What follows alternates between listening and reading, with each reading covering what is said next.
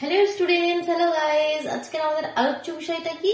Phrase আর clause, difference between phrases and clauses.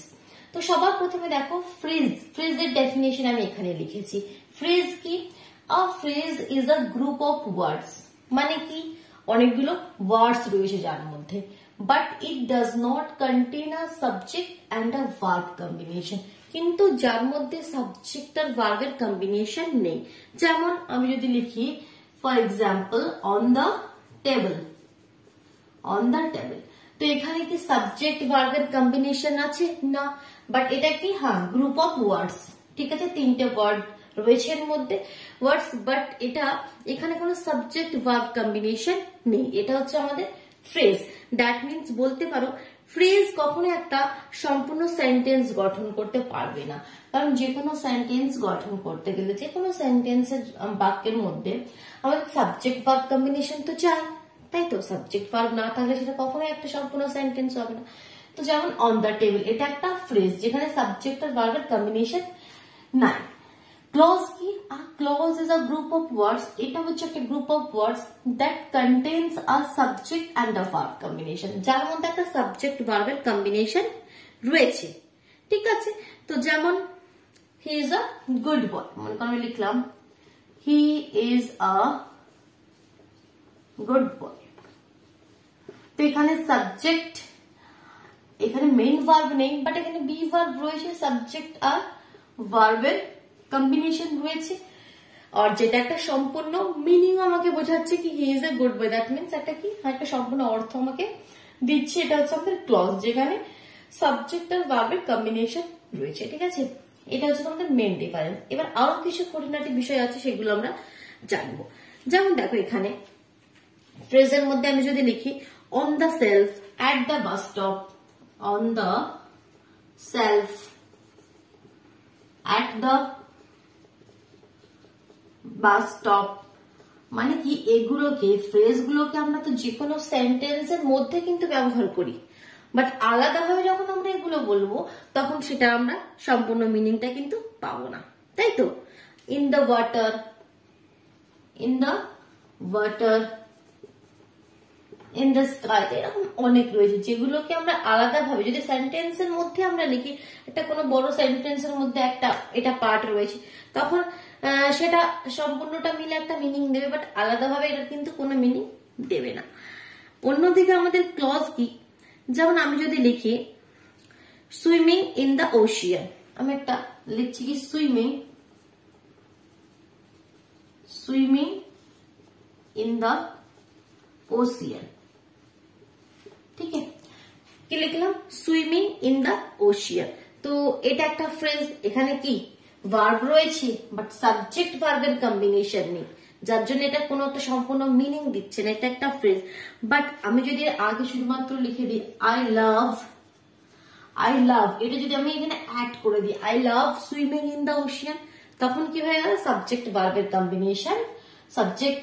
Combination হয়ে গেল। দ্যাট মিনস এটা একটা ক্লজ হয়ে গেল, যেটা একটা সম্পূর্ণ মিনিং দিচ্ছে। বোঝা গেল কি অ্যাকচুয়ালি মেন ডিফারেন্সটা কোথায় রয়েছে? এবার দেখো আমি একটা এখানে সেন্টেন্স লিখছি, এটা আমি একটু ক্লিয়ার করছি, কেমন? দেখো আমি যদি এখানে লিখি কি হি is sleeping in the bed, he is sleeping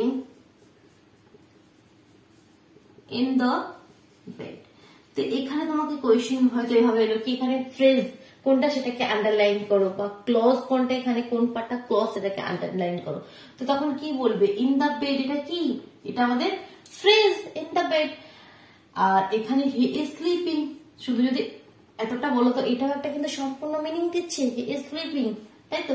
এখান থেকে এটা একটা কিন্তু ক্লজ আমরা বলতে পারি, হি ইজ স্লিপিং একটা clause, but in the bed যদি শুধু বলি সেটা কিন্তু সম্পূর্ণ মিনিং দেবে না, সেটা হচ্ছে আমাদের ফ্রেজ। এবার আরেকটা উদাহরণ লিখছি, দেখো বলছি before you go to bed, before you go to bed, before you go to bed you have to finish your homework, you have to finish your homework. তো কি মানেটা কি দাঁড়ালো, কি শুতে যাবার আগে you have to finish your homework, তোমাকে তোমার যে বাড়ির কাজগুলো যেটা তোমরা হোমওয়ার্ক তোমরা পেয়েছো সেটা কমপ্লিট করতে হবে। তো এখানে যদি লক্ষ্য করো, দেখো দুটো পার্ট রয়েছে। Before you go to bed একটা পার্ট রয়েছে, before you go to bed, একটা রয়েছে you have to finish your homework.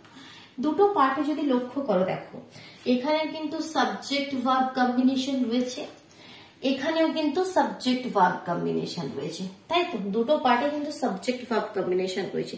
তো আমরা বলতে পারি কি এই পার্টটাও একটা ক্লজ, তাই তো, আর এই পার্টটাও একটা ক্লজ বলতে পারি তো, দুটো পার্টে একটা ক্লজ। এবার একটু লক্ষ্য করো, before you go to bed যদি এইটুকুন পার্ট বলি আর এই পার্টটা না বলি, তাহলে এটা কি একটা সম্পূর্ণ একটা অর্থ পাচ্ছি আমরা? পাচ্ছি না কিন্তু। Before you go to bed, before you go to bed কি কি করতে হবে, সম্পূর্ণ মিনিংটা কিন্তু আমরা পাচ্ছি না। একটা মিনিং আছে বাট সেটা ক্লিয়ার নয়।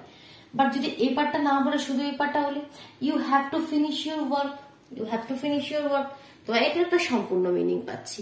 বাট দুটোই কিন্তু ক্লজ, এটা কিন্তু ফ্রেজ আমরা বলতে পারি না, কারণ এখানে সাবজেক্ট ভার্বের কম্বিনেশন রয়েছে, আমরা ফ্রেজ কোনোভাবে বলতে পারবো না, এটাও একটা ক্লজ। তো ক্লজেও দেখো একবার সম্পূর্ণ মিনিং পাচ্ছি, আবার একবার সম্পূর্ণ ঠিক ক্লিয়ার মিনিংটা আসছে না।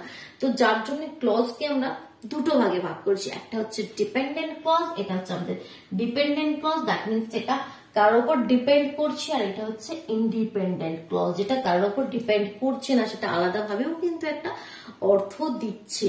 তো যার জন্য ক্লজ হচ্ছে আমাদের দু রকমের, ডিপেন্ডেন্ট ক্লজ আর ইন্ডিপেন্ডেন্ট ক্লজ। বোঝা গেল? এবার দেখো আমি আরেকটা এক্সাম্পল লিখছি এখানে, তাহলে ব্যাপারটা একটু ক্লিয়ার করতে পারবে তোমরা। দেখো, the dress that you bought for me, the dress that you bought for me, the dress that you bought for me fits perfectly.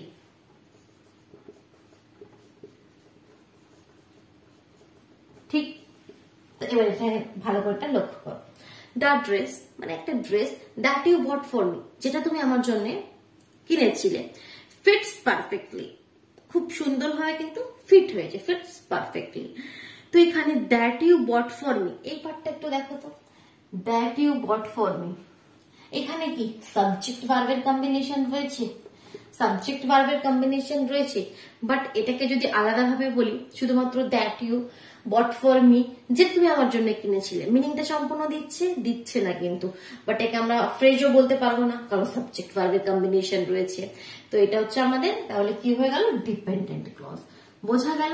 তো ডিপেন্ডেন্ট ক্লজ আর ইন্ডিপেন্ডেন্ট ক্লজ নিয়ে কিন্তু ডিটেলস ভিডিও অলরেডি আপলোড আমি করে দিয়েছিলাম আগে, তো সেটা যদি তোমরা আরো ডিটেলসে জানতে চাও, আমি তো ওভারঅল বলে দিলাম কি ডিপেন্ডেন্ট ক্লজ আর ইন্ডিপেন্ডেন্ট ক্লজটাকে, কিন্তু এরও আবার অনেক পার্ট আছে, ঠিক আছে?